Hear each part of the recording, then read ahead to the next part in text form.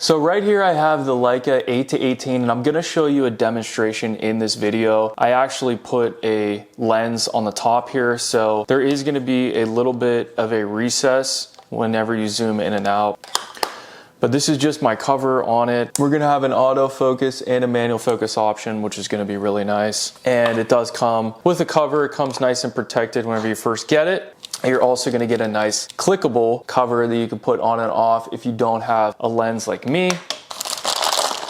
Also gonna come with a nice sun shield as well, and this will help protect it from the rain too, because this is gonna be sealed and it's gonna be weatherproof, kind of weather resistant as well, just like the Panasonic G5 that I am gonna be putting this on. I'm shooting this video right now with the Leica 1260, so we're gonna do a little comparison. And then we're also gonna get this lens bag as well. So this is gonna be lined with like a silky material, so you can throw that in there. And there is a nice padded base on here to keep it nice and flat. So now let's go ahead and try these lenses and we'll do a little comparison. Okay, right now I am shooting a video of this couch. So this is gonna be the Leica 1260 that is on the camera right now. And this is gonna be in the 12. This is zoomed in to the 60, zoomed all the way out to the 12. And now I'm gonna throw on the 8-18. Okay. And now this is gonna be the 8-18 Leica lens. This has such a wide angle on here. And we're actually gonna have a 4mm difference all the way around the perimeter, as you can see. This is gonna be zoomed all the way out. You can see how much more room you can actually see. It's a perfect wide angle, especially if you're gonna be shooting any real estate or any videography. I absolutely love the lens. Now this is gonna be zoomed into the 12. So this is about what the camera was doing before on the 12-60 Leica lens. And that is gonna be zoomed all the way out to the 8mm, 12, 8, and then we'll go all the way up to the 18.